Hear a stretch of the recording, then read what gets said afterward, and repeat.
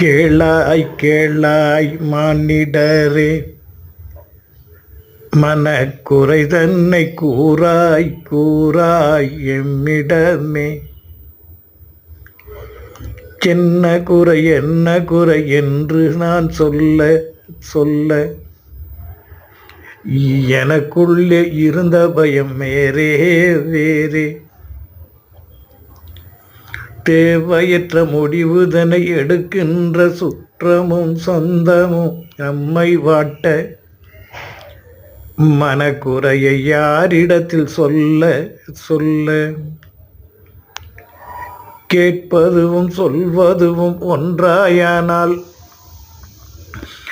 கேட்பவர்கள் சொல்படி நடந்தாரானால், வாழ்க்கை எனும் பாதை அது நன்றாயாகும்.